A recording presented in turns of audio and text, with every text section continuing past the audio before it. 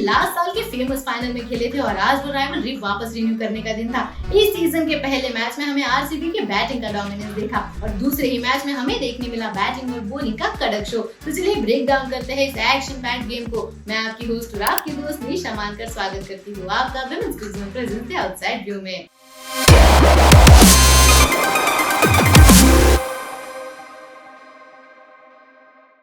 RCB की innings की शुरुआत हुई उनकी एज बॉलर रेणुका सिंह ठाकुर के साथ और पहले ही ओवर में क्या धमाका हुआ। शेफाली वर्मा जो दिल्ली कैपिटल्स बैटिंग की बैकबोन मानी जाती है, उन्होंने रेणुका की टीजिंग डिलीवरी पे खुद को ट्रैप करवा दिया एक गोल्डन टच के साथ। स्टेडियम में सिर्फ शॉक फेसेस और फैंस की चीयर्स की गूंज सुनाई दे रही थी। रेणुका ने उसके बाद एनेबल सदरलैंड को भी एक शार्प डिलीवरी के साथ उनकी छुट्टी कर दी और दिल्ली कैपिटल्स का मिडिल ऑर्डर बिल्कुल ही हिलाकर रख दिया। अगर ये मैजिक काफी नहीं था तो रेणुका ने अपनी स्पेल पे तीसरा विकेट लेकर अपना इम्पैक्ट सॉलिडिफाई कर दिया। एक बात तो पक्की है, जब रेणुका अपने ग्रुप में होती है तो उनके अगेंस्ट खेलना किसी भी प्लेयर के लिए नाइटमेयर से कम नहीं होता। लास्ट 2 सीजन के फॉर्म को भुलाकर रेणुका सिंह ठाकुर आज पर्पल कैप और प्लेयर ऑफ द मैच के साथ वापस गई डगआउट। लगता है लास्ट ईयर आरसीबी स्पिनर्स की बारी थी तो इस बार रेणुका सिंह ठाकुर की बारी है। अब शेफाली वर्मा की अर्ली विकेट के बाद जेमिमा रॉड्रिग्स ने दिल्ली कैपिटल्स की इनिंग्स को एक तरफ से संभालना शुरू किया।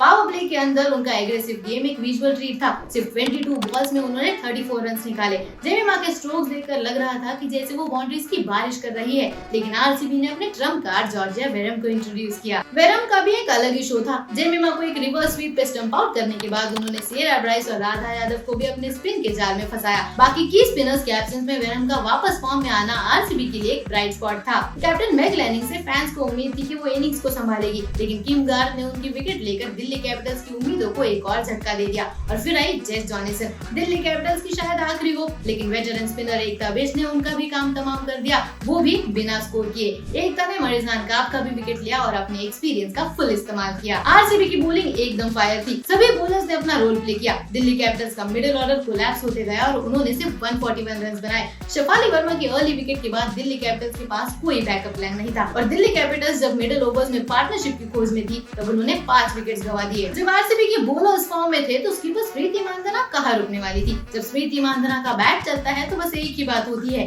नोबडी कैन स्टॉप हर, और आज भी यही दिखा। पावर प्ले के अंदर उनको और डैनी वेटहॉर्स का कॉम्बो एकदम फायरवर्क्स था। पावर प्ले का स्कोर था 57 रन बिना किसी विकेट गंवाए। मतलब बॉलर्स को तो सिर्फ स्मृति और डैनी के बाउंड्रीज देखने को मिले। स्मृति ने सिर्फ 27 बॉल्स में अपनी हाफ सेंचुरी कंप्लीट कर ली, अपने WPL करियर की सबसे फास्टेस्ट। लेकिन वो वहीं नहीं रुकी, उनका ऑलराउंड स्ट्रोक प्ले तो और भी ज्यादा इंप्रेसिव था। बाउंड्रीज की तो उन्होंने लाइन लगा दी। जब तक दिल्ली कैपिटल्स स्मृति को रोकने का सोचती, उनका स्कोर पहुंच चुका था 81 रन फॉर जस्ट 47 बॉल्स, जो इस सीजन में उनके हाईएस्ट है। शिखा पांडे ने उनकी बाद में विकेट तो ली, पर तब तक दिल्ली कैपिटल्स के होप्स तो गेम से निकल गए थे। डैनी वेटहॉर्स हमेशा से ही आरसीबी की फैन रही है और सदर्न ब्रेव जो द 100 की टीम है वहाँ पे स्मृति के साथ ओपन करती है। पहले मैच में मिस आउट होने के बाद आज डैनी के पास यही मौका था एक इम्पैक्टफुल नॉक खेलने का और वही किया उन्होंने। आज 10 ओवर्स में उन्होंने स्मृति के साथ 100 रन बनाए। डैनी स्टार्ट में तो थोड़ा स्ट्रगल करती दिखी, लेकिन जैसे उन्होंने पोस्ट मैच इंटरव्यू में बोला कि स्मृति कैप्टन पार्टनर काम, और धीरे धीरे इंग्लैंड ओपनर की टाइमिंग गेम में वापस आते हुए हमें दिखी। दोनों ने मिलकर 107 रन की पार्टनरशिप बनाई जो गेम का टर्निंग पॉइंट रहा।